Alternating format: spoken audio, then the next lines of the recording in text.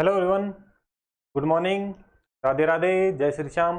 दोस्तों, स्वागत है आप सभी का थ्रोन एजुकेशन के इस यूट्यूब चैनल पे। थ्रोन एजुकेशन के इस डिजिटल प्लेटफॉर्म पे आप सभी का हार्दिक स्वागत है। दोस्तों, हम यहाँ पे कंटिन्यू करेंगे अपनी जो क्लास चल रही थी ज्योग्राफी के लिए, और उसमें हम चर्चा कर रहे थे प्रायद्वीपीय भारत के बारे में हम चर्चा कर रहे थे। तो इसी क्लास को हम कंटिन्यू करेंगे। प्रायद्वीपीय भारत की हम बात करें, प्रायद्वीपीय भारत में प्रायद्वीपीय पठार की चर्चा कर रहे थे, जिसमें हमें कुछ पहाड़ियाँ और यहाँ के जो कुछ पठार हैं उन सब की हमें यहाँ पे चर्चा करनी है। लास्ट क्लास में डिस्कस करें तो दो श्रेणियाँ हमने यहाँ पे पढ़ ली थी। यहाँ पे भौतिक प्रदेशों की हम चर्चा कर रहे हैं, जिसमें हमने लास्ट क्लास में आपको बताया था कि प्रायद्वीपीय पठारी प्रदेश को दो भागों में डिवाइड करके हम यहाँ पे पढ़ेंगे। पहला जो अपना पार्ट है उसमें हमने पर्वत एवं पहाड़ियों की चर्चा करने के विषय में अपनी क्लास को कंटिन्यू किया था, और दूसरी साइड हमने क्या बताया कि एक बार जो दक्षिण भारत की पर्वत एवं पहाड़ियाँ हैं जो इस प्रायद्वीपीय पठार के अंतर्गत आती हैं, उनकी चर्चा करने के बाद में दूसरा जो इसका पार्ट रहेगा उसमें हम प्रमुख पठारों के बारे में यहाँ पे चर्चा करेंगे। इसी क्रम में हम अपनी क्लास को आज आगे कंटिन्यू रखते हैं। इसमें बात करें तो अरावली श्रृंखला की अगर बात करें तो वो लास्ट क्लास में हम चर्चा कर चुके हैं। अरावली के बाद में हम विंध्याचल एवं जो सतपुड़ा की पहाड़ियाँ हैं, विंध्याचल एवं जो सतपुड़ा की पहाड़ियाँ हैं उसकी चर्चा भी हम लास्ट क्लास में कर चुके हैं। आज की जो अपनी क्लास रहेगी उसमें हम चर्चा करेंगे पश्चिमी घाट पर्वत श्रृंखला, उसके अलावा नीलगिरी की पहाड़ियाँ, दक्षिणी घाट की पहाड़ियाँ और कौन सी पूर्वी घाट की पहाड़ियाँ। ये लगभग अपनी 30 से 40 मिनट की चर्चा रहेगी। उसके बाद में नेक्स्ट जो हम पढ़ेंगे प्रमुख पठार पढ़ेंगे। इस प्रायद्वीपीय भारत के जो प्रायद्वीपीय पठारी प्रदेश के जो प्रमुख पठार है, इन प्रमुख पठारों की हम 1 बाय 1 करके चर्चा करेंगे आज की क्लास में। तो आप सभी पेन कॉपी निकाल लें, और लास्ट की जो ये दो जो श्रेणियां हैं ये हम पढ़ चुके हैं। जिस किसी विद्यार्थी ने अभी तक पीछे की क्लासें नहीं देखी हैं तो उसको सबसे पहले पीछे की क्लासें देखनी है, ताकि चीज़ें आपको समझ में आए। और उसके बाद में आज की आप हेडिंग डाल लें पश्चिमी घाट पर्वत श्रृंखला। आज की अपनी हेडिंग रहेगी कौन सी? पश्चिमी घाट पर्वत श्रृंखला। इसी के बारे में आज हम यहाँ पे चर्चा करेंगे। अभी तक जिस किसी विद्यार्थी ने थ्रोन एजुकेशन का एप्लीकेशन अगर डाउनलोड नहीं किया है तो हम आपको एक बार बता दें कि अगर आप सर्च करते हैं थ्रोन एजुकेशन तो इस लोगो के साथ में प्ले स्टोर पर आपको ये एप्लीकेशन नज़र आएगा। ये एप्लीकेशन आपको इंस्टॉल करना है। सबसे पहले ये एप्लीकेशन आपको इंस्टॉल करना है। इसमें क्या है, आपको जो फ्री PDF जो रहेंगी, चाहे हम बात करें फ्री जो नोट्स रहेंगे, चाहे रेलवे से संबंधित बात करें या अदर एग्जाम के लिए, वो चीज़ें आपको यहाँ पे अवेलेबल हो जाएंगी। यहाँ पे एक आपको सेक्शन मिलेगा नोट्स और ई बुक वाला। इस सेक्शन में आपको फ्री PDF मिल जाएंगे, फ्री ई नोट्स मिल जाएंगे। उसके अलावा डेली करंट अफेयर आपको यहाँ पे मिलेगी। टेस्ट सीरीज की बात करें तो वो चीज़ भी आपको यहाँ पे मिलेगी। उसके अलावा कुछ वीकली टेस्ट सीरीज और फ्री कोर्सेज की बात करें, बहुत सारे फ्री कोर्सेज आपको यहाँ पे मिलेंगे, और डेली क्विज भी आपको देखने को मिलेगी। तो ये सारी चीज़ें आपको थ्रोन एजुकेशन के एप्लीकेशन में मिलेंगी। तो आपको सबसे पहले तो एप्लीकेशन को डाउनलोड करना है, जो भी विद्यार्थी क्लास को देख रहा है।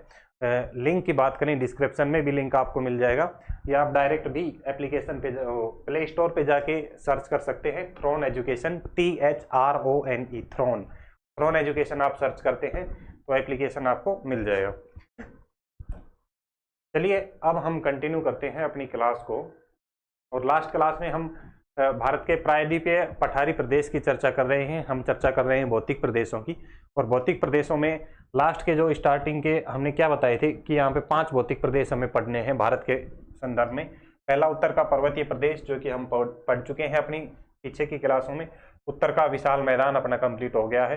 प्रायद्वीपीय पठार की बात करें तो आज ये कंप्लीट हो जाएगा, और नेक्स्ट क्लास में हम बात करें तो तटीय मैदान और द्वीप समूहों की हम चर्चा करेंगे। उसी के साथ अपने भौतिक प्रदेश कंप्लीट हो जाएंगे। यहाँ पे हम कंटिन्यू कर रहे हैं प्रायद्वीपीय पठार के बारे में। और इस प्रायद्वीपीय पठार के बारे में एक बार आपको बता दें मोटा मोटा सा, जो लास्ट क्लास में हमने पढ़ा था, कि इस प्रायद्वीपीय पठार की बात करें तो ये वाला जो हिस्सा आप देख रहे हैं ये किसका रहेगा? प्रायद्वीपीय पठार के अंतर्गत आता है। उसके अलावा कुछ हिस्सा यहाँ पे आपको असम मेघालय में देखने को मिलेगा, जो कि जिसको शिलोंग का पठार कहा जाता है। ठीक है, ये जो अभी हमने 5 भौतिक प्रदेश भारत के बताए, इन 5 भौतिक प्रदेशों में आपसे पूछ लिया जाए कि भारत की सबसे बड़ी भौगोलिक इकाई कौन सी रहेगी, तो भारत की सबसे बड़ी भौगोलिक इकाई रहेगी कौन सा? प्रायद्वीपीय पठार रहेगी। ठीक है, यानी कि भारत के 48% भूभाग पर किसका विस्तार है? प्रायद्वीपीय पठार का विस्तार है। क्षेत्रफल की अगर आपसे बात की जाए तो कितना हो जाएगा? 16 लाख वर्ग किलोमीटर इसका क्षेत्रफल हो जाएगा। औसत ऊंचाई आपसे पूछी जाए तो कितनी हो जाएगी, 800 मीटर इसकी औसत ऊंचाई रहेगी। ये सब चीजें हम डिस्कस कर चुके हैं, कौन सी, अपनी लास्ट क्लास में। पीछे की जो अपनी इससे पहले वाली क्लास है उसमें ये सारी चीजें हम डिस्कस कर चुके हैं, एक एक चीज आपको समझाई थी। यहाँ पे एक बार क्विक रिवीजन के लिए बता दें। दूसरा, जब हम बात करते हैं अंगारा लैंड और गोंडवाना लैंड में से आपसे पूछा जाए तो किसका हिस्सा रहेगा, तो आपको याद रखना है कि जो प्रायद्वीपीय भारत है ये किसका हिस्सा रहेगा, गोंडवाना लैंड का हिस्सा रहेगा। किसका हिस्सा रहेगा? जब अंगारा भूमि और गोंडवाना भूमि की बात करते हैं तो भारत की स्थिति कुछ इस तरीके से आपको नजर आएगी। ये ऊपर वाला जो हिस्सा है अंगारा भूमि का हो जाएगा, नीचे वाला कौन सा, गोंडवाना भूमि का। और भारत की बात करें तो ये भारत गोंडवाना भूमि प्लस में किसका, तेतीस सागर का हिस्सा है। और जो नीचे वाला हिस्सा रहेगा प्रायद्वीपीय पठार की बात करें तो किसका हिस्सा हो जाएगा, गोंडवाना भूमि का। तो आपसे पूछ लिया जाए क्वेश्चन कि प्रायद्वीपीय पठार किसका अवशेष है, तो आपको याद रखना है किसका रहेगा, गोंडवाना भूमि का। ठीक है, यहां तक हमने चर्चा कर ली थी, यहां तक किसी को कोई दिक्कत नहीं होनी चाहिए। इससे पहले हमने दो तीन परिभाषाएं, दो तीन शब्दावलियां यहाँ पे बताई। प्रायद्वीप के बारे में बताया कि प्रायद्वीप क्या रहेगा, तीन ओर जल से घिरा हुआ भूखंड या भूभाग क्या कहलाता है, प्रायद्वीप। तीन ओर जल से घिरा हुआ, ठीक है। और यहाँ पे हम भारत की बात करें तो जब ये प्रायद्वीप भारत की बात करते हैं तो तीनों ओर जल से घिरा है। इधर अरब सागर हो जाएगा, इधर बंगाल की खाड़ी का जल आ जाता है और इधर कौन सा आ जाएगा, हिंद महासागर का जल। ठीक है, तो ये क्या हो जाएगा, इसीलिए इसको क्या कहते हैं, प्रायद्वीप कहते हैं। दूसरा, द्वीप की बात करें, प्रायद्वीप में तो क्या रहेगा, तीन ओर से जल से घिरा हुआ है। लेकिन द्वीप में बात करें तो वो भूखंड चारों ओर जल से घिरा हुआ है। चारों ओर जल से घिरा हुआ भूखंड क्या कहलाएगा, द्वीप कहलाएगा।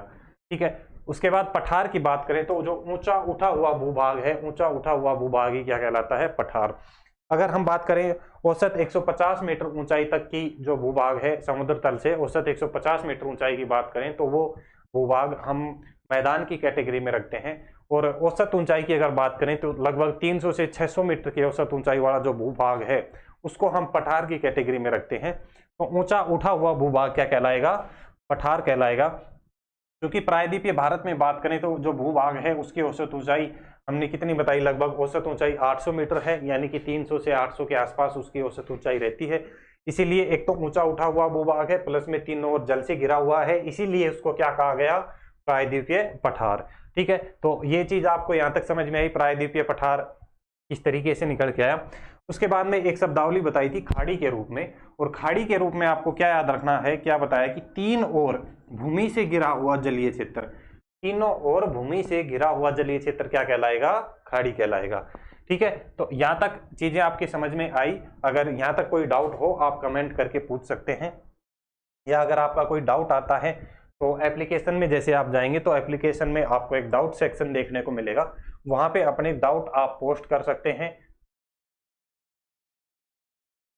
यहाँ पे आपको एक सेक्शन मिलेगा देखने को, कौन सा, डाउट का। इस डाउट सेक्शन में आप जाएंगे, यहाँ पे आपके कोई भी डाउट अगर आते हैं तो आप यहाँ पे पर्सनली यहाँ पे मेंशन कर सकते हैं, कमेंट भी कर सकते हैं, फोटो भी भेज सकते हैं, ऑडियो नोट्स भी भेज, ऑडियो वॉइस या वीडियो जो भी आपको कंफर्टेबल लगे वो सारी चीजें आप यहाँ पे भेज सकते हैं डाउट वाले सेक्शन में। ठीक है, तो दूसरा अब हम नेक्स्ट क्या पढ़ेंगे, एक बार हमने बताया था पठारों के बारे में, ये वाले हमें पठार पढ़ने हैं, इसमें अपने हमने पठार समझाए थे। इधर कुछ प्रमुख पर्वत एवं पहाड़ियों की हमने चर्चा करी। अब सबसे पहले हमने जो कल की क्लास में पढ़ा, क्या पढ़ा, अरावली के बारे में। तो ये वाली जो श्रृंखला है ये कौन सी हो जाएगी, अरावली हो जाएगी। इसकी हम चर्चा कर चुके हैं लास्ट क्लास में। उसके अलावा ये वाली जो दो श्रृंखलाएं हैं, एक ये वाली और एक ये वाली, ये कौन सी हो जाएंगी, ऊपर वाली विंध्याचल और नीचे वाली सतपुड़ा। विंध्याचल और सतपुड़ा की भी हम चर्चा लास्ट क्लास में कर चुके हैं। आज की जो अपनी क्लास रहेगी इसमें सबसे पहले हम पढ़ेंगे कौन सा, पश्चिमी घाट श्रृंखला। ये वाली जो श्रृंखला है पश्चिमी घाट हो जाएगी। उसके बाद हम पढ़ेंगे नीलगिरी की पहाड़ियां, ये वाली जो पहाड़ियां हैं नीलगिरी की पहाड़ियां हो जाएंगी। नीलगिरी के बाद में ये कुछ तीन पहाड़ियां, यहाँ पे छोटी छोटी तीन पहाड़ियां आती हैं, इसको हम बोलते हैं दक्षिणी घाट। उसके बाद ये पढ़ेंगे, और दक्षिणी घाट के बाद में ये कुछ यहाँ पे कुछ पहाड़ियां निकल के आएंगी, और ये पहाड़ियां कौन सी हो जाएंगी, पूर्वी घाट की श्रृंखला, पूर्वी घाट श्रृंखला कहा जाता है इसको, या पूर्वी घाट की पहाड़ियों के नाम से इसे जाना जाता है। तो अब आप हेडिंग डाल लें अपनी, जो आज की नेक्स्ट हेडिंग रहेगी, आप हेडिंग डालें पश्चिमी घाट पर्वत श्रृंखला। हेडिंग क्या डालना है आपको, पश्चिमी घाट पर्वत श्रृंखला।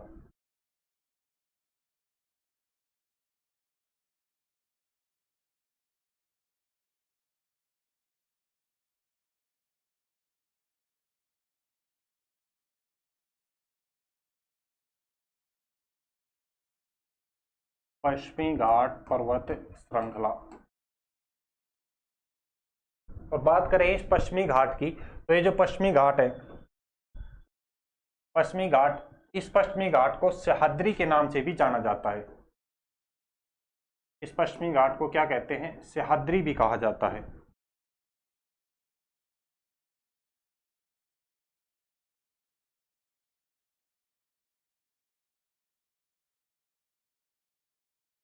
तो हेडिंग क्या डालनी है आपको? पश्चिमी घाट पर्वत श्रृंखला या सह्याद्री। जंगल से, ये जो पर्वतीय श्रृंखला है, अधिकांश भाग इसका जंगल से ढके रहने के कारण इसको सह्याद्री के नाम से जाना जाता है।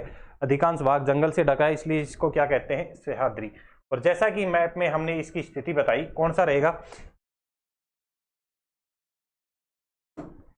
ये वाला जो भाग है ये किसका हो जाएगा? पश्चिमी घाट का। ये यहां से यहां तक आप देख रहे हैं, नर्मदा नदी से लेके, सॉरी, ताप्ती से लेके और कौन सी नदी तक? ये वाला नदी हमने कौन सी बताई थी? ताप्ती नदी।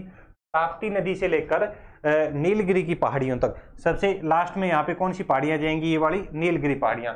तो ताप्ती नदी से लेकर नीलगिरी पहाड़ियों तक ये एक निरंतर श्रृंखला रहेगी। एक नेक्स्ट मैप हम ले लेते हैं, उसमें चीजों को समझते हैं अच्छे से।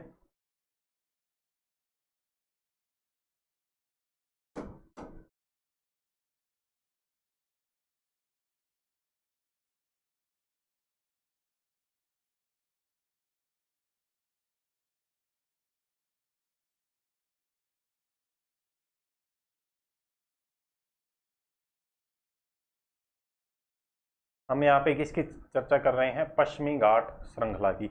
और इस पश्चिमी घाट श्रृंखला की अगर यहाँ पे बात करें,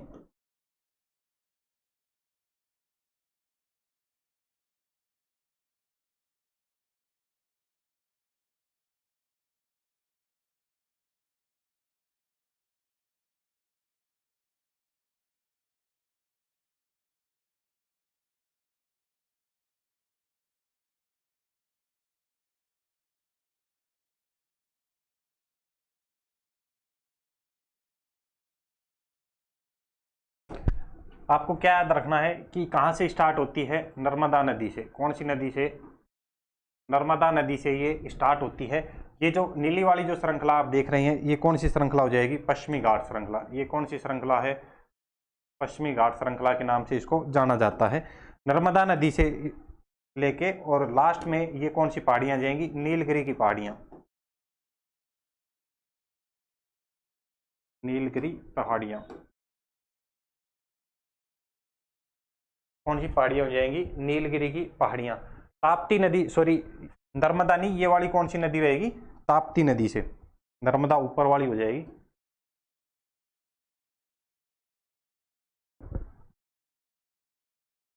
कौन सी नदी हो जाएगी? ये ताप्ती।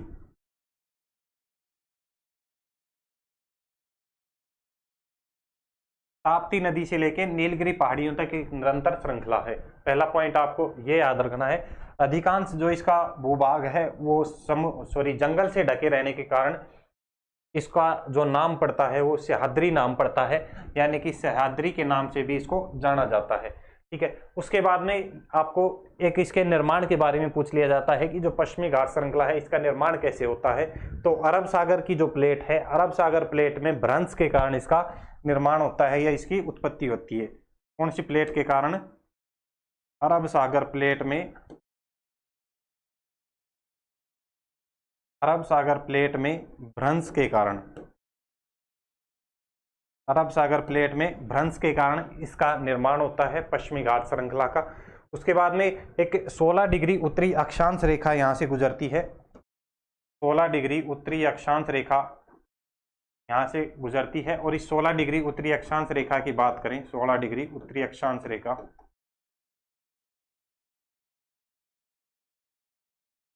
16 डिग्री उत्तरी अक्षांश रेखा, ये 16 डिग्री उत्तरी अक्षांश रेखा इस सह्याद्री को दो भागों में विभाजित करती है। एक तो उत्तरी सह्याद्री, इसके ऊपर की जो रहेगी उत्तरी सह्याद्री, और इसके नीचे की जो रहेगी वो कौन सी हो जाएगी?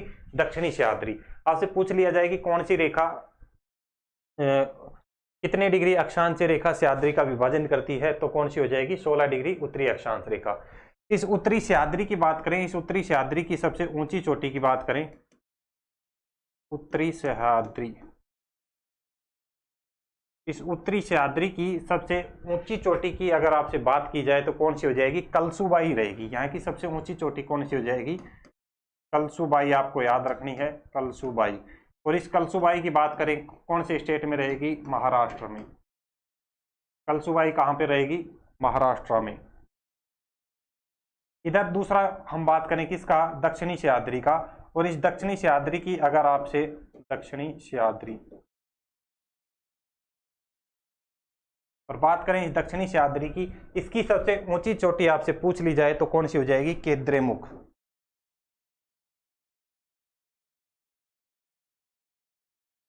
इसको केद्रेमुख या कुद्रेमुख के नाम से भी जाना जाता है। और इस कुद्रेमुख की बात करें तो ये कहां पर स्थित रहेगी? कर्नाटक में। कहां पर? कर्नाटक में। कहां पर? कर्नाटक में। तो ये 3-4 बातें आपको याद रखनी है। किससे? पश्चिमी घाट पर्वत श्रृंखला या सह्याद्री से संबंधित क्या याद रखना है? इसका विस्तार आपसे पूछ लिया जाए, ताप्ती से लेकर नीलगिरी पहाड़ी तक एक निरंतर श्रृंखला है। ठीक है, ताप्ती से नीलगिरी तक निरंतर श्रृंखला है। जंगल से ढके रहने के कारण इसका नाम सह्याद्री पड़ता है। ठीक है, इस सह्याद्री की बात करें तो 16 डिग्री उत्तरी अक्षांश जो रेखा है इस सह्याद्री का विभाजन 2 भागों में करती है, उत्तरी सह्याद्री और कौन सी? दक्षिणी सह्याद्री। ठीक है, उत्तरी सह्याद्री की सबसे ऊंची चोटी आपसे पूछ ली जाए तो कौन सी हो जाएगी? कलसुबाई। और ये कलसुबाई कहां पड़ेगी? महाराष्ट्र में। दक्षिणी सह्याद्री की सबसे ऊंची चोटी पूछ ली जाए तो कौन सी? केद्रेमुख। कहां पड़ेगी? कर्नाटक में। ठीक है, ये 4-5 बातें याद रखनी है। पॉइंट नोट करें फटाफट से। डायग्राम आप एक साइड में बना लें ताकि आपको याद रहे। और इसमें 3-4 पॉइंट आपको नोट करने हैं, फटाफट करें। विस्तार पहला आप नोट करें, विस्तार। तो विस्तार में क्या लिखना है? ताप्ती से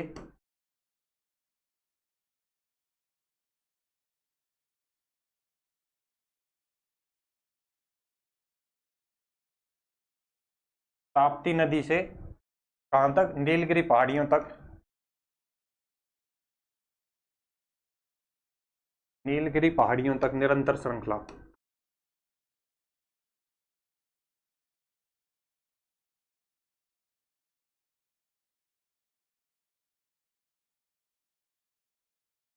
नीलगिरी पहाड़ियों तक क्या हो जाएगी? निरंतर श्रृंखला। ठीक है, ताप्ती नदी से नीलगिरी पहाड़ियों तक एक निरंतर श्रृंखला रहेगी। उसके बाद नेक्स्ट पॉइंट आपको याद रखना है कि इसको सह्याद्री के नाम से भी जाना जाता है, कोष्टक में लिख दिया। तो इसका उपनाम आपसे पूछ लिया जाए तो क्या हो जाएगा? सह्याद्री। उपनाम इसका क्या हो जाएगा? सह्याद्री, सह्याद्री। नेक्स्ट पॉइंट क्या याद रखना है? 16 डिग्री उत्तरी अक्षांश रेखा इसका विभाजन 2 भागों में करती है। 16 डिग्री उत्तरी अक्षांश रेखा, अक्षांश रेखा इसका विभाजन 2 भागों में करती है।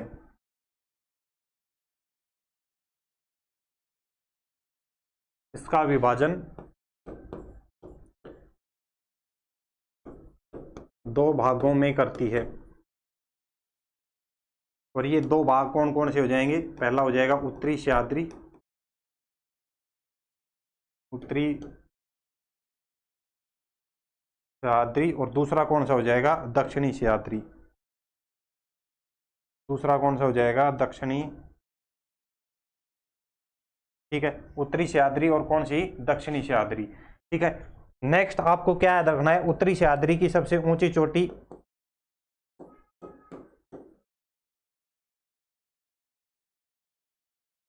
उत्तरी सह्याद्री की सबसे ऊंची चोटी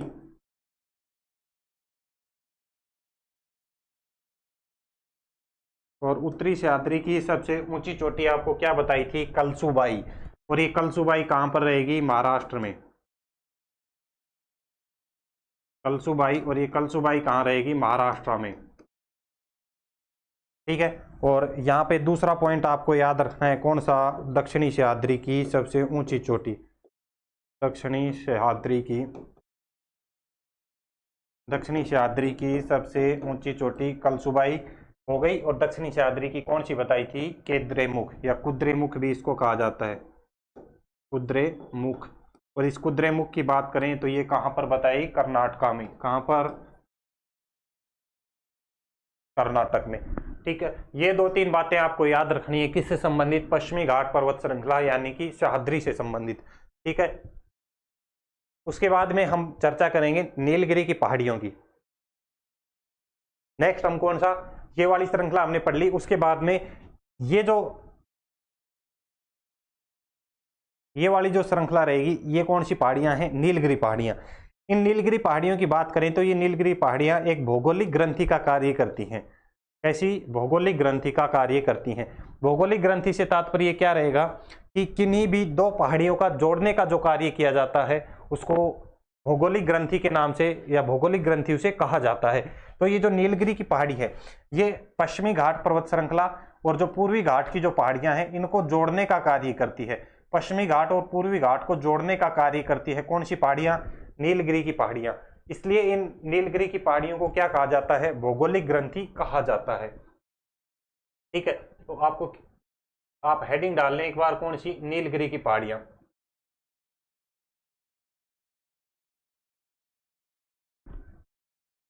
हेडिंग आपको क्या डालना है, नीलगिरी की पहाड़ियां।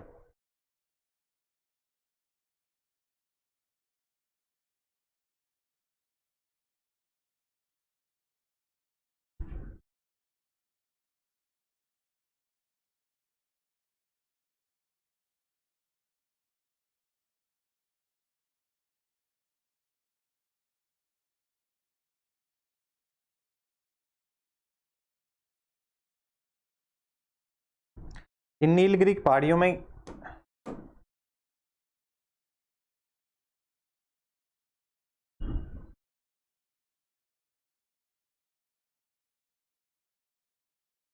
सबसे पहले इनके विस्तार की अगर चर्चा की जाए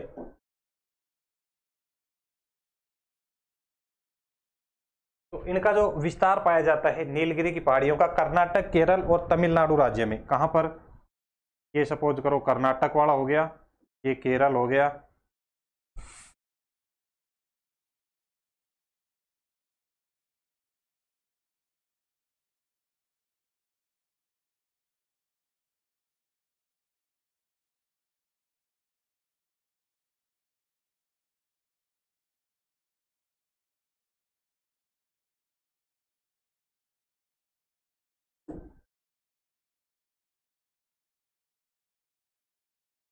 कर्नाटक,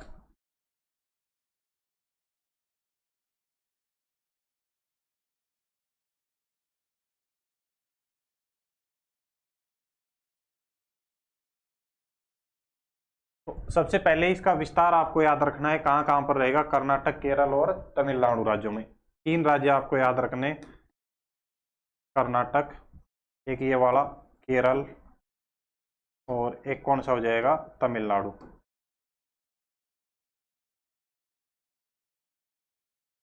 कर्नाटक, केरल और तमिलनाडु में किसका विस्तार पाया जाता है, नीलगिरी पहाड़ियों का। एक खास पॉइंट यहाँ पे क्या बताया कि ये क्या करती है, भौगोलिक ग्रंथि का कार्य करती हैं। भौगोलिक ग्रंथि का कार्य कैसे कि इधर तो ये पश्चिमी घाट जो श्रृंखला है उसको जोड़ती हैं, और इधर हम बात करें तो ये कौन सी, पूर्वी घाट जो है, पूर्वी घाट की जो पहाड़ियां हैं, इन दोनों का जोड़ने का कार्य कौन सी पहाड़ियां करती हैं, नीलगिरी की पहाड़ियां करती हैं। ठीक है, तो सबसे पहला पॉइंट आपको यहाँ पे याद रखना है कि नीलगिरी की पहाड़ी भौगोलिक ग्रंथि का कार्य करती है।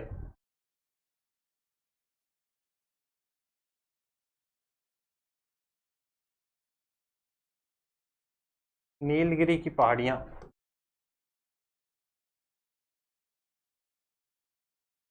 पूर्वी घाट तथा पश्चिमी घाट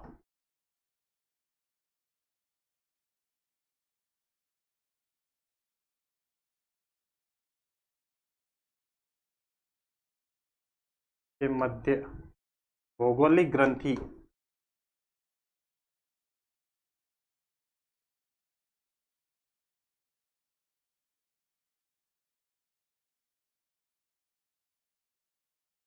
भौगोलिक ग्रंथि का कार्य यानी कि दोनों को जोड़ने का कार्य करती है, दोनों को जोड़ने का कार्य करती है।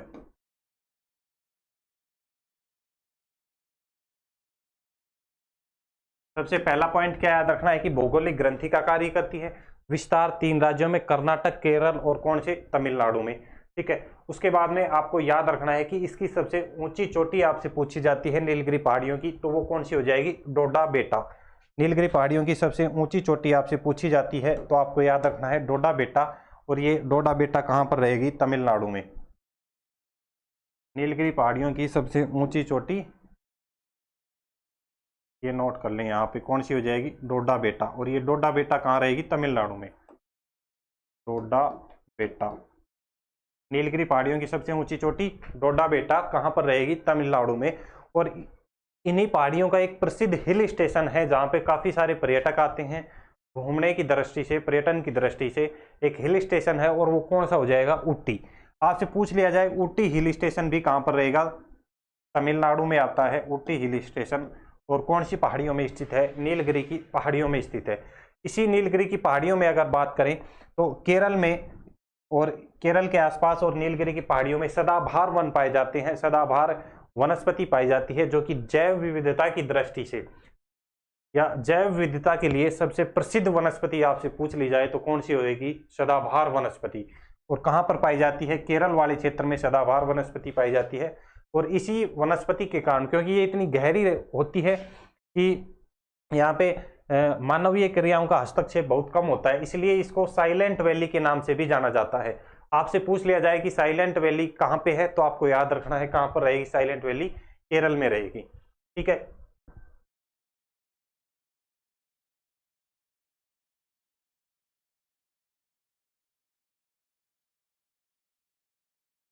तो ये पॉइंट नोट करें, उसके बाद में नोट करें नीलगिरी की पहाड़ियां सबसे ऊंची चोटी यहाँ पे ऊपर ही नोट कर लें, डोडा बेटा। इनकी सबसे ऊंची चोटी, सबसे ऊंची चोटी, सबसे ऊंची चोटी कौन सी हो जाएगी? डोडा बेटा। सबसे ऊंची चोटी डोडा बेटा। और इस डोडा बेटा की बात करें कहां पर बताई? कौन से स्टेट में? तमिलनाडु में। डोडा बेटा कहाँ रहेगी? तमिलनाडु में। ठीक है, ये पॉइंट आपने नोट कर लिया। भौगोलिक ग्रंथि का कार्य करती है, इसका विस्तार नोट करें। नेक्स्ट पॉइंट आपको या क्या करना है यहाँ पे? विस्तार। नेक्स्ट पॉइंट क्या नोट करना है? इसका विस्तार आपसे पूछा जा सकता है। और विस्तार आपको याद रखना है 3 राज्यों में। विस्तार कितने? 3 राज्यों में। और 3 राज्यों के नाम आपको याद होने चाहिए, कर्नाटक, केरल और तमिलनाडु। कर्नाटक, केरल और कौन सा? तमिलनाडु। कर्नाटक, केरल और तमिलनाडु, इनका हो जाएगा यहाँ पे विस्तार। ठीक है, यहाँ तक चीजें समझ में आई। उसके बाद में एक हमने क्या बताया? प्रसिद्ध हिल स्टेशन। यहाँ का प्रसिद्ध हिल स्टेशन आपको याद रखना है और वो कौन सा हो जाएगा? ऊटी। प्रसिद्ध हिल स्टेशन, प्रसिद्ध हिल स्टेशन कौन सा हो जाएगा? ऊटी। और इस ऊटी की बात करें तो ये ऊटी भी कहाँ पर रहेगा? तमिलनाडु में।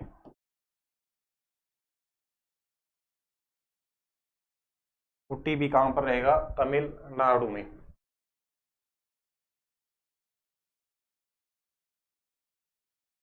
ये 2-3 पॉइंट नोट करें। उसके बाद में क्या बताया कि यहाँ पे सदाबहार वनस्पति पाई जाती है।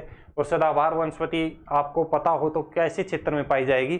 जहाँ पे औसत वार्षिक वर्षा 200 सेंटीमीटर से अधिक होती है, वहीं पे सदाबहार वनस्पति पाई जाती है। तो एक पॉइंट आपको याद रखना है कि नीलगिरी पहाड़ियों में औसत वार्षिक वर्षा 200 सेंटीमीटर से अधिक होती है। यहाँ पे वर्षा पूछ ली जाए आपसे, वार्षिक वर्षा,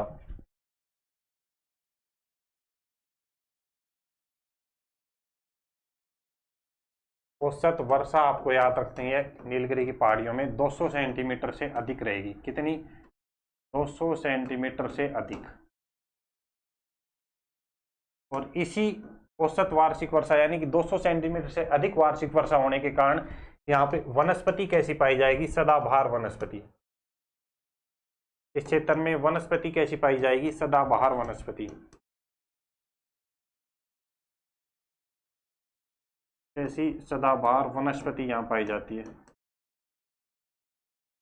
सदाबहार वनस्पति पाई जाती है। ठीक है, उसके बाद में नीलगिरी की पहाड़ियों में ये जो ढलान वाले क्षेत्र हैं, इन ढलान वाले क्षेत्रों में कॉफी की खेती की जाती है।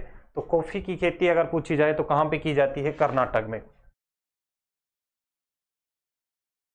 इन्हीं पहाड़ियों में, कौन सी? नीलगिरी की पहाड़ियों में, इन्हीं पहाड़ियों में ढलान वाले क्षेत्रों में ढलान वाले क्षेत्रों में,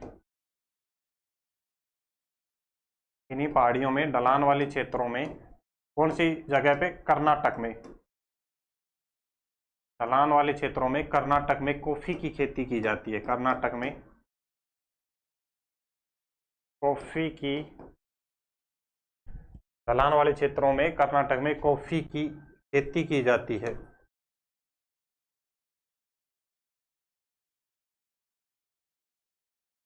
कॉफी की खेती की जाती है, ठीक है। और भारत में बात करें तो कितने प्रकार की या किस किस्म की कॉफी होती है, ये भी क्वेश्चन अक्सर एग्जाम में पूछा गया है।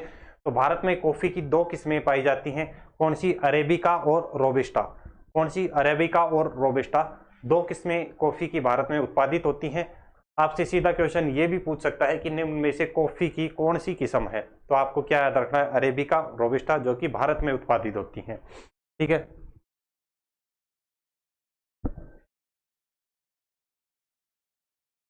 जो हमने यहाँ पे सबसे ऊंची चोटी बताई है, ये दक्षिण भारत की दूसरी सबसे ऊंची चोटी है। कौन सी? डोडा बेटा।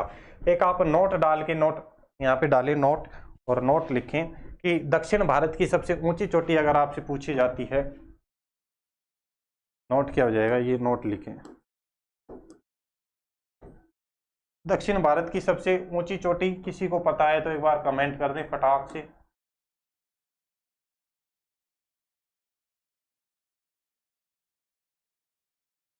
दक्षिण भारत की, दक्षिण भारत की सबसे ऊंची चोटी,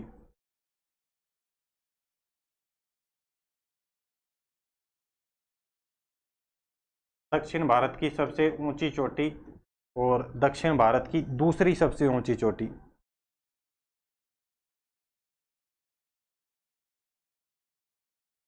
दूसरी सबसे ऊंची चोटी, दूसरी सबसे ऊंची चोटी तो हमने आपको बताया कौन सी हो जाएगी? डोडा बेटा। अभी बताया कहां पर स्थित है? नीलगिरी की पहाड़ियों में। डोडा बेटा कहां पर स्थित रहेगी? नीलगिरी की पहाड़ियों में। और कहां पर? तमिलनाडु में। ये तो अभी हमने आपको बता दिया, लेकिन पहली कौन सी है? दक्षिण भारत की सबसे ऊंची चोटी कौन सी हो जाएगी? कौन सी है? अन्नाईमुदी। अन्नाईमुदी। और ये अन्नाईमुदी कहां पर है? केरल में। अन्नाईमुदी कहां पर रहेगी? केरल में। डोडा बेटा की बात करें तो कहां पे बताइए? नीलगिरी की पहाड़ियों में। डोडा बेटा कहां पर है? ये डोडा बेटा नीलगिरी की पहाड़ियों में। नीलगिरी पहाड़ियों में। और इस अन्नाईमुदी की बात करें तो ये अन्नाईमुदी कहां पर हो जाएगी? कौन सी पहाड़ियों में? अन्नामलाई की पहाड़ियों में, जो कि अब हम पढ़ेंगे नेक्स्ट जो हमारी रहेंगी दक्षिणी घाट। और उस दक्षिणी घाट में 3 पहाड़ियां आती हैं, उसमें से एक पहाड़ी हो जाएगी अन्नामलाई की पहाड़ी। अन्नामलाई पहाड़ी, इस अन्नामलाई पहाड़ी में दक्षिण भारत की सबसे ऊंची चोटी स्थित है। तो ये एक खास पॉइंट है, आपको याद रखना है, एग्जाम ओरिएंटेड है, बार बार एग्जाम में पूछा जाता है। इसमें याद क्या रखना है? सबसे पहला पॉइंट तो आपको ये याद रखना है कि दक्षिण भारत की जो सबसे ऊंची चोटी है उसका नाम क्या है। तो उसका नाम आपको याद होना चाहिए। कौन सी हो जाएगी? अन्नाईमुदी। दूसरा आपसे क्या पूछ सकता है कि अन्नाईमुदी जो है कौन से स्टेट में स्थित है, तो स्टेट याद होना चाहिए केरल। तीसरा आपको ये याद रखना है कि ये कौन से, इसका जो विस्तार है इसका अन्नाईमुदी का कौन सी पहाड़ियों में है, कौन सी पहाड़ियों में स्थित है ये चोटी। तो आपको अन्नाईमुदी की क्या याद रखना है? कहां पर? अन्नामलाई की पहाड़ियों में स्थित है, जो कि दक्षिणी घाट की पहाड़ियां रहेंगी। इसी तरीके से डोडा बेटा से तीनों क्वेश्चन पूछ सकता है। स्टेट पूछ सकता है कौन सा? तमिलनाडु। पहाड़ी पूछ सकता है आपसे कौन सी हो जाएगी? नीलगिरी की पहाड़ियां, ठीक है। तो ये 3 4 5 पॉइंट आपको याद रखने हैं। नीलगिरी की पहाड़ियों में सबसे ऊंची चोटी, स्थिति और कितने राज्यों में विस्तार है, प्रसिद्ध हिल स्टेशन हमने आपको बता दिए, ऊंची चोटियां बता दी। अब इधर हम मैप में बात करें तो अपन क्या क्या पढ़ चुके हैं। यहाँ पे बात करें, पहली हमने चर्चा करी थी किसकी? अरावली की। दूसरी हम यहाँ विंध्याचल पढ़ चुके हैं। तीसरी सतपुड़ा हम पढ़ चुके हैं। चौथा पश्चिमी घाट हमने पढ़ लिया। पांचवी ये वाली जो पहाड़ियां बताई थी, ये कौन सी बताई थी? नीलगिरी की पहाड़ियां। और छठी यहाँ पे 3 पहाड़ियां आती हैं जो मिलकर किसका निर्माण करती हैं? दक्षिणी घाट का। अब आप हेडिंग डाल लें दक्षिणी घाट और इस दक्षिणी घाट की बात करें तो इस दक्षिणी घाट में 3 पहाड़ियां आती हैं। इस दक्षिणी घाट में 3 पहाड़ियां आती हैं, उनकी हम यहाँ पे चर्चा करेंगे।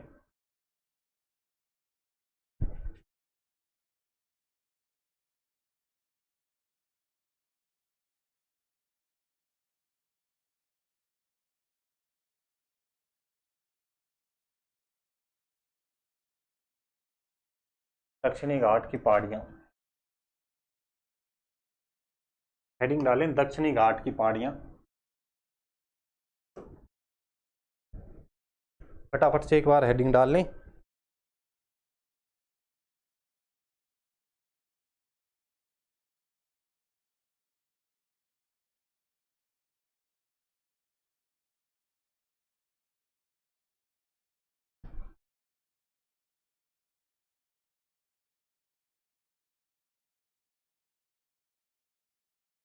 तो यहाँ पे आपको याद रखना है कि इस दक्षिणी घाट में 3 पहाड़ियां कौन कौन सी हो जाएंगी।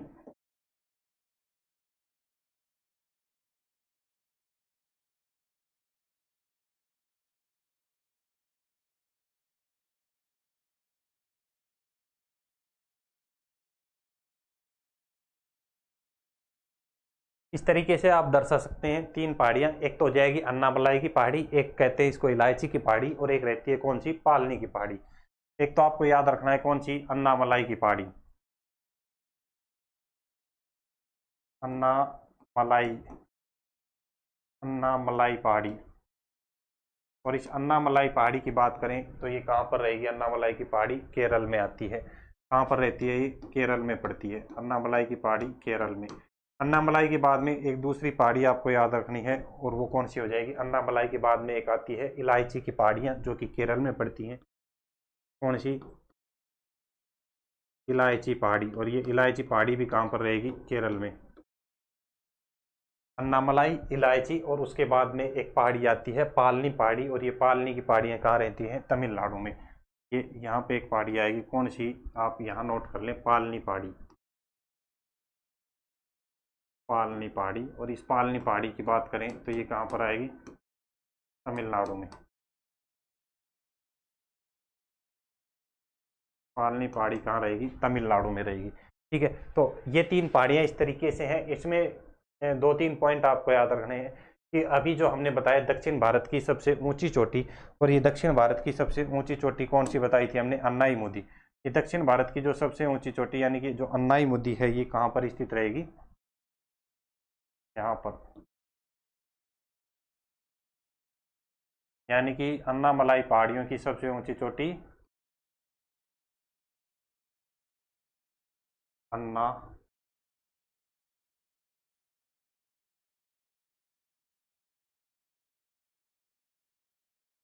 अन्नाईमुदी चोटी कहाँ पर स्थित है, अन्नाईमुदी चोटी केरल में, अन्नामलाई की पहाड़ियों में। उसके बाद में जो इलायची की पहाड़ियाँ हमने आपको बताई, इस इलायची की पहाड़ियों में एक बात आपको याद रखनी है कि इस इलायची की पहाड़ियों की सबसे ऊंची चोटी है कौन सी, अगस्तमलाई। इस इलायची की पहाड़ियों की सबसे ऊंची चोटी है कौन सी, आपको एक याद रखनी है, यहाँ पे एक चोटी आती है, इसका नाम है अगस्तमलाई की। यहाँ पे क्या याद रखना है, अगस्तमलाई सबसे ऊंची चोटी, अगस्तमलाई चोटी। कौन सी हो जाएगी, अगस्तमलाई चोटी। और इस अगस्तमलाई चोटी की क्या खास बात है कि यहाँ से एक नदी निकलती है, कौन सी, ताम्रपाणी नदी। कौन सी नदी निकलती है, ताम्रपाणी नदी। और इस ताम्रपाणी नदी पर एक परियोजना संचालित है। अगस्तमलाई की पहाड़ी से कौन सी नदी निकलती है, यहाँ से एक ताम्रपाणी नदी निकलती है, ताम्रपाणी नदी। और इस ताम्रपाणी नदी की बात करें तो यहाँ पर एक परियोजना संचालित है, कौन सी, पापनाशम परियोजना। एक परियोजना संचालित है, पापनाशम परियोजना। कई बार एग्जाम में पूछ ली जाती है कि पापनाशम परियोजना कौन सी नदी पर संचालित है, तो आपको याद रखना है ताम्रपाणी नदी पर। और इस ताम्रपाणी नदी की बात करें तो भारत की दक्षिणतम नदी अगर आपसे पूछा जाए, भारत की सबसे दक्षिणतम नदी अगर आपसे पूछा जाए तो कौन सी नदी हो जाएगी, ताम्रपाणी नदी। कौन सी, ये वाली ताम्रपाणी नदी भारत की सबसे दक्षिणतम नदी। ठीक है, तो आप नोट करें अब 1 बाय 1 करके 2-3 पॉइंट। दक्षिणी घाट पहाड़ियाँ, इसमें आपको याद रखना है कि 3 पहाड़ियाँ शामिल हैं। पहले तो इसका विस्तार याद रखना है, कहाँ पर, केरल और कर्नाटक। सीधा क्वेश्चन पूछ लिया जाए दक्षिणी घाट का, केरल कर्नाटक में 3 पहाड़ियां आपको याद रखनी है। दक्षिणी घाट में 3 पहाड़ियां, दक्षिणी घाट में 3 पहाड़ियां शामिल हैं।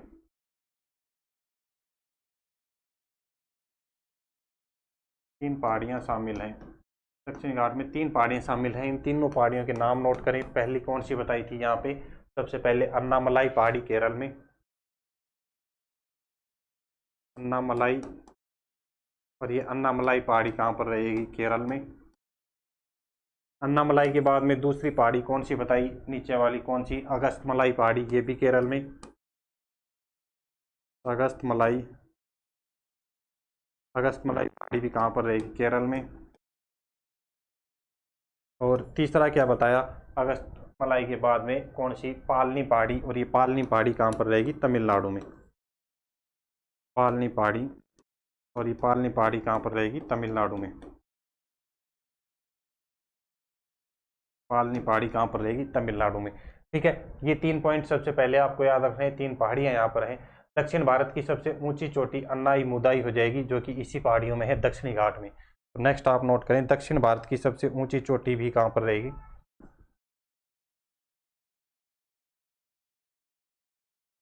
दक्षिण भारत की सबसे ऊंची चोटी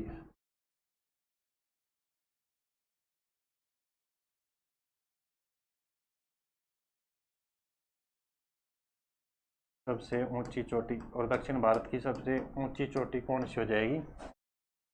अन्नाई मुदी। और ये अन्नाई मुदी का क्या बताया? कौन सी पहाड़ियों में स्थित है? दक्षिण भारत की सबसे ऊंची चोटी अन्नाई मुदी केरल में। अन्नाई मुदी कहाँ पर रहेगी? केरल में रहेगी। और कहाँ पर रहेगी? अन्नामलाई की पहाड़ियों में।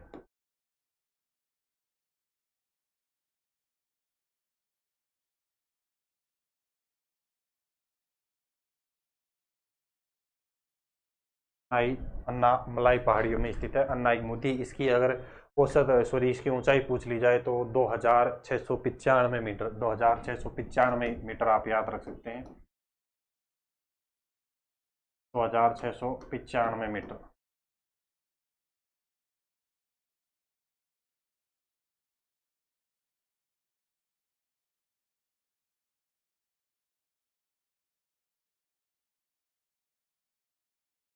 दो हजार 695 मीटर आप इसकी ऊंचाई याद रख सकते हैं। उसके बाद में एक नदी बताई थी, ताम्रपाणी नदी। एक आप नोट करें, ताम्रपाणी नदी। ताम्रपाणी नदी कहाँ से निकलती है? तो ताम्रपाणी नदी कहाँ से निकलती है? क्या बताया था? कौन सी पहाड़ी से? अगस्तमलाई से निकलती है। अगस्तमलाई पहाड़ी जो कहाँ पर है? इलायची पहाड़ियों में।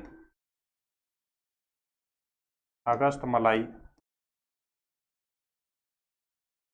पहाड़ी से निकलेगी। अगस्तमलाई पहाड़ी या अगस्तमलाई चोटी के नाम से इसको जाना जाता है। और ये अगस्तमलाई की पहाड़ी कहाँ पर है? तो कहाँ पे बताइए अभी? इलायची सॉरी अगस्तमलाई पहाड़ी कहाँ पर है? इलायची की पहाड़ियों में, केरल में। इलायची की पहाड़ी और इलायची की पहाड़ी केरल में स्थित है ये चोटी। ठीक है, तो ताम्रपाणी नदी का सबसे पहला पॉइंट तो आपको ये याद रखना है कि निकलती कहाँ से है? अगस्तमलाई पहाड़ी। और अगस्तमलाई पहाड़ी कहाँ पर है? इलायची की पहाड़ियों में, केरल में। ठीक है, उसके बाद में आपको क्या याद रखना है कि जो ये ताम्रपाणी नदी है दक्षिण भारत की सॉरी भारत की दक्षिणतम नदी या सबसे अंतिम नदी।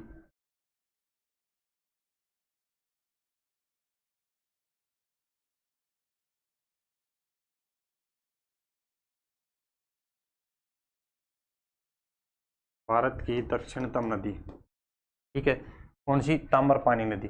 उसके बाद में एक पॉइंट याद रखना है कि ताम्रपाणी नदी पर एक योजना संचालित है, परियोजना। कौन सी? पापनाशम, पापनाशम परियोजना संचालित है। पापनाशम परियोजना संचालित। कौन सी नदी पे संचालित है पापनाशम परियोजना? ताम्रपाणी नदी पे। ठीक है, ये 3-4 बातें आपको याद रखनी है। उसके बाद में इस दक्षिणी घाट में बात करें और अन्य जो पहाड़ियां हैं जैसे मन्ना माला, देवी माला, कुट्टी माला और मंसूरा करके, ये 4-5 छोटी छोटी पहाड़ियां हैं। किसमें? दक्षिणी घाट की अन्य पहाड़ियां आप नोट कर लें, आपसे पूछ सकता है दक्षिणी घाट की अन्य पहाड़ियां। 3 तो प्रमुख पहाड़ियां हमने नोट करा दी, उसके अलावा अन्य दक्षिणी घाट की अन्य पहाड़ियां। और दक्षिणी घाट की अन्य पहाड़ियों में आपको क्या याद रखना है? कौन सी?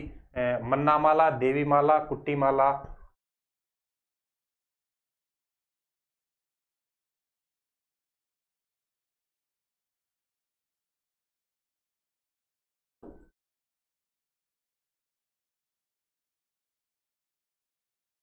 इराविकुलम, इराविकुलम। उसके अलावा 1-2 पहाड़ियां आती हैं जैसे कौन सी?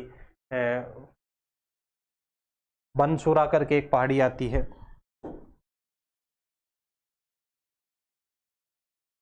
ठीक है, तो ये कुछ अन्य पहाड़ियां हैं जो आपको याद रखनी है, किसके अंतर्गत आती हैं? दक्षिणी घाट में। और ये सभी पहाड़ियां कहाँ पर स्थित रहेंगी? केरल में। सभी पहाड़ियां कहाँ स्थित हैं? केरल में स्थित हैं। तो ये बातें आपको याद रखनी है, किससे संबंधित? दक्षिणी घाट से संबंधित। दोबारा देखें, दक्षिणी घाट में 3 पहाड़ियां आपको याद रखनी है। 3 मुख्य 3 पहाड़ियां हैं, कौन सी? अन्नामलाई केरल में, अगस्तमलाई केरल में और पालनी पहाड़ियां केरल में। कुछ इस तरीके से इनकी स्थिति है। इन अन्नामलाई पहाड़ियों की सबसे ऊंची चोटी है कौन सी? ये वाली अन्नाई मुदी चोटी। और इस अन्नाई मुदी की क्या खास बात है कि दक्षिण भारत की सबसे ऊंची चोटी है। ठीक है, उसके अलावा एक चोटी आपको याद रखनी है इलायची पहाड़ियों की। और इलायची पहाड़ियां कहाँ पर हैं? केरल में। और इलायची की पहाड़ियों में एक, इलायची की पहाड़ियों की सबसे ऊंची चोटी है कौन सी?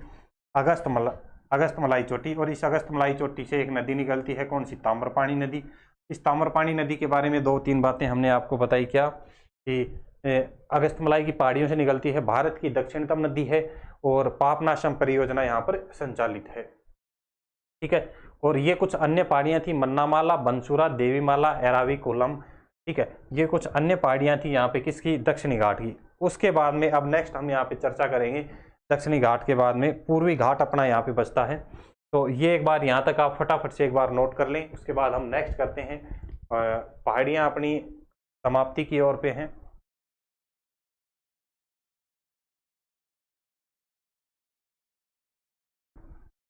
अपना अंतिम बचता है पूर्वी घाट श्रृंखला की कुछ पहाड़ियां बची हुई हैं, वो एक बार देख लेते हैं।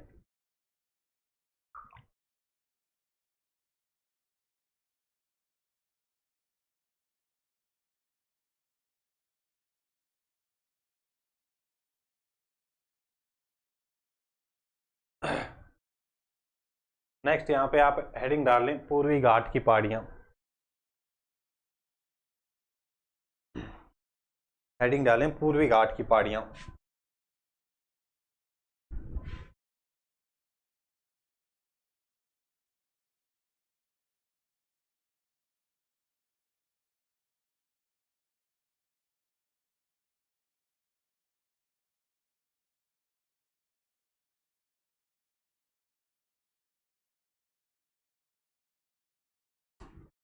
पूर्वी घाट की पहाड़ियां या पूर्वी घाट श्रृंखला।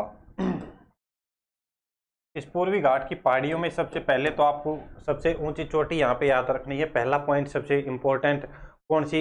यहाँ की सबसे ऊंची चोटी अगर आपसे पूछी जाए, पहला पॉइंट यहाँ पे नोट करें, सबसे ऊंची चोटी। सबसे ऊंची चोटी कौन सी हो जाएगी? जिंदा गढ़ा। सबसे ऊंची चोटी आपको याद रखनी है, कौन सा गढ़ा? जिंदा गढ़ा। जिंदा गढ़ा। और इस जिंदा गढ़ा की बात करें, इस जिंदा गढ़ा को विशाखापत्तनम चोटी के नाम से भी जाना जाता है। जिंदा गढ़ा चोटी, या इसको विशाखापत्तनम चोटी भी कहते हैं। कौन सा? विशाखापत्तनम,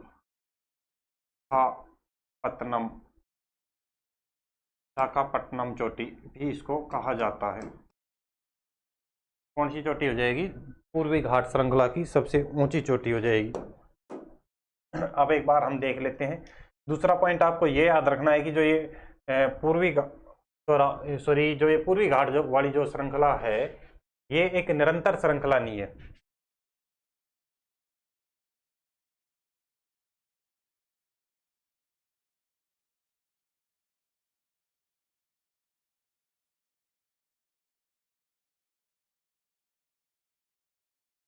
ये यहाँ पे इसकी हम चर्चा करते हैं पूर्वी घाट श्रृंखला के बारे में। दूसरा पॉइंट आपको क्या याद रखना है कि ये एक निरंतर श्रृंखला नहीं है, टुकड़ों में विभाजित श्रृंखला है। ये इसमें कुछ इस तरीके से यहाँ पे पहाड़ियाँ आपको देखने को मिलेंगी। ठीक है, इस तरीके से पहाड़ियाँ आपको देखने को मिलेंगी, छोटी छोटी पहाड़ियाँ यहाँ पे टुकड़ों में विभाजित पहाड़ियाँ रहेंगी, क्योंकि पूर्वी घाट श्रृंखला भारत की जो पूर्वी बाउंड्री है उसका निर्माण करती है। तो यहाँ पे कुछ पहाड़ियों के सीधे और डायरेक्ट आपको नाम याद रखने हैं, जैसे उदयगिरी, महेंद्रगिरी की पहाड़ियाँ आपसे सीधा पूछ सकता है कि कहाँ पर स्थित हैं, तो आपको याद रखना है कि उदयगिरी की पहाड़ी उड़ीसा में, आप नोट करें यहाँ पे उदयगिरी पहाड़ी।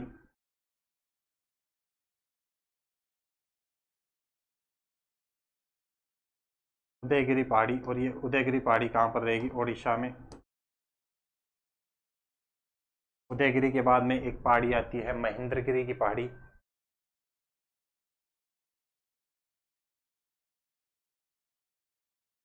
और ये महेंद्रगिरी की पहाड़ी भी कहाँ है? उड़ीसा में। उदयगिरी, महेंद्रगिरी। उसके बाद में दो पहाड़ियाँ आपको याद रखनी है, जिंदागढ़ा, नल्ला मलाई, पालकोंडा और वेलिकोंडा। कौन कौन सी? जिंदागढ़ा,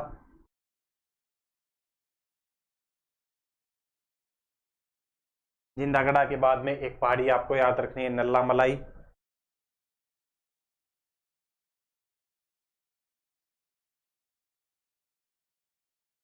नल्ला मलाई के बाद में पालकोंडा, और पालकोंडा के बाद में वेलिकोंडा।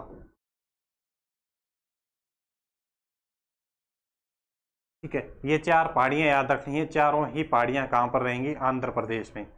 चारों ही पहाड़ियां आपको याद रखनी है, कहाँ पर रहेंगी? आंध्र प्रदेश में।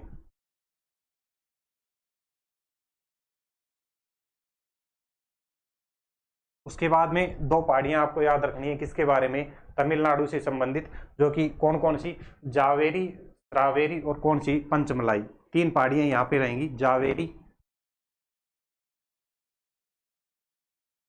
रावेरी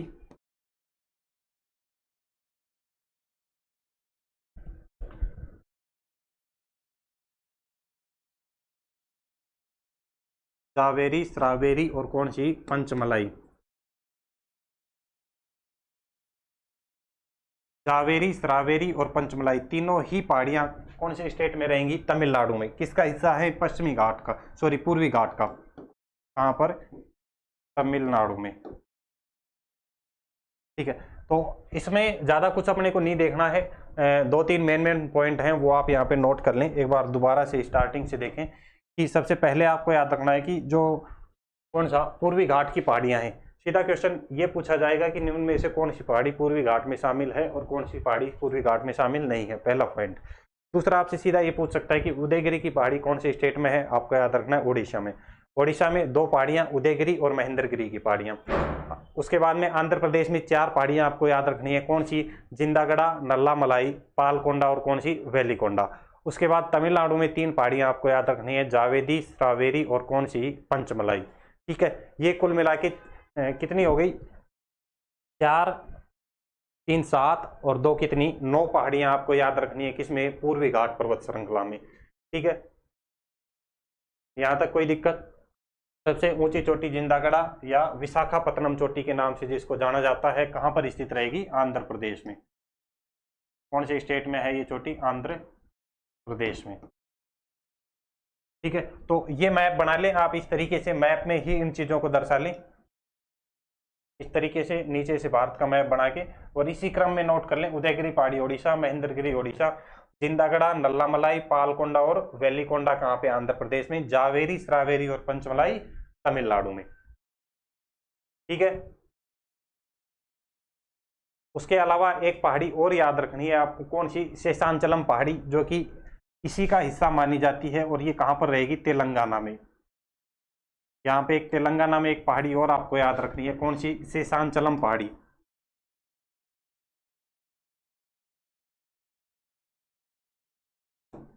शेषांचलम पहाड़ी, और ये शेषांचलम पहाड़ी कहाँ पर है? तेलंगाना में।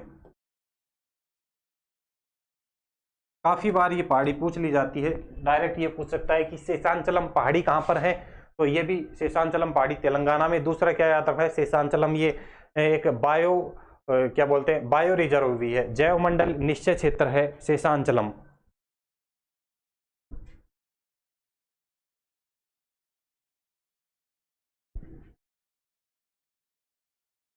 जैव मंडल निश्चय क्षेत्र,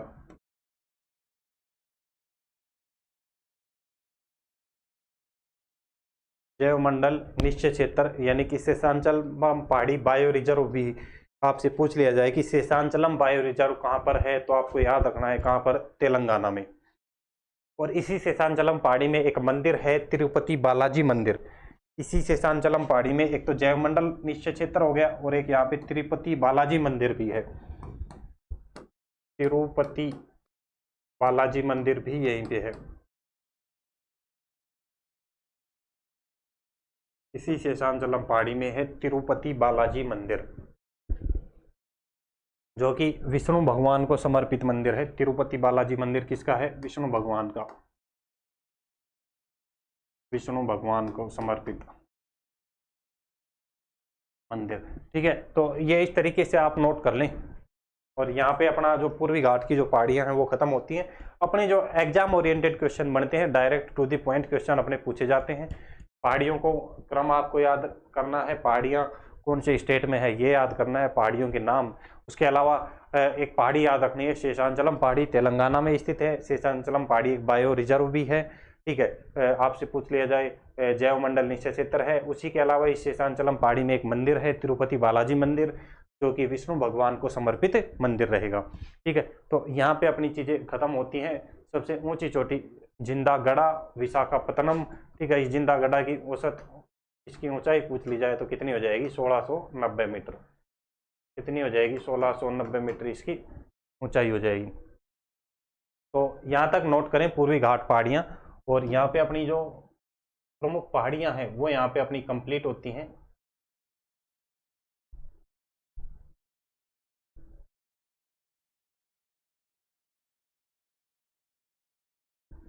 यहाँ पे पहाड़ियाँ अपनी कंप्लीट होती हैं। उसके बाद में हम डिस्कस करेंगे यहाँ पे भारत के जो प्रमुख पठार हैं। नेक्स्ट वीडियो में हम पठारों के बारे में चर्चा करेंगे। जैसा कि प्रायद्वीपीय भारत हम यहाँ पे पढ़ रहे हैं, तो हमने क्या बताया था कि यहाँ पे दो क्रम में हम पढ़ेंगे, पर्वत एवं पहाड़ियाँ। तो ये चारों पांचों पहाड़ियाँ हम पढ़ चुके हैं। पश्चिमी घाट अपना कंप्लीट हो गया, नीलगिरी कंप्लीट, दक्षिणी घाट और पूर्वी घाट की पहाड़ियाँ ये अपनी यहाँ पे कंप्लीट हो चुकी हैं। और अब जो हम चर्चा करेंगे नेक्स्ट क्या हो जाएगा,